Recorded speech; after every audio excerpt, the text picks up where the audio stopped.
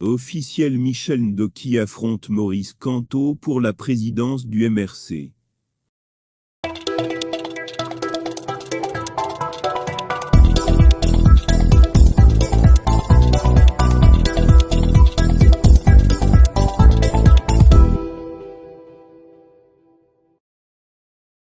Michel Ndoki n'a pas abandonné son projet de diriger le MRC, comme elle l'avait annoncé, il y a quelques mois. L'avocate est aux dernières nouvelles, dans le starting block des candidats pour la présidence du MRC.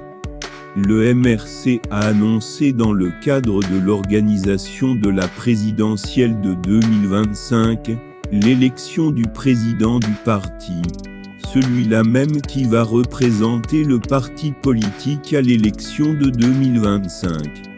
Ce sera à l'occasion du 3e congrès ordinaire du parti politique prévu en novembre 2023. Avant l'arrivée de la date fatidique, les Camerounais devraient assister à une bataille d'opinion entre les différents candidats. La date de la 3e convention ordinaire du MRC est désormais connue. Elle aura lieu du 4 au 5 novembre 2023 à Yaoundé. Il s'agira également d'une convention permettant d'élire le candidat du parti qui affrontera celui du RDPC en 2025. Maurice Kamto est candidat à sa propre succession et devrait naturellement être en lice. Une challengée est déjà connue, Michel Ndoki. Elle a annoncé son ambition de prendre la tête du parti pour impulser un nouveau vent. Critiquant au passage le leadership de Maurice Kamto, écrit le journaliste Boris Berthold. Je n'ai pas décidé de tuer Kamto, on a fait des belles choses qui me marqueront jusqu'à Ndoki.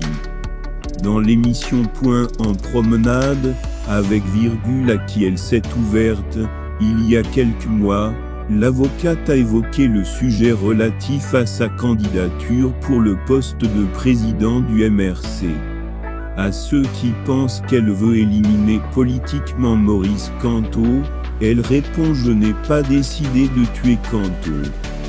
Le tuer est un vocabulaire mélodramatique. Et le dire comme ça, revient à trahir sa pensée. J'ai décidé de porter son action plus loin. J'ai décidé de porter son œuvre plus loin. C'est exactement le contraire que de le tuer, déclare Michel Ndoki.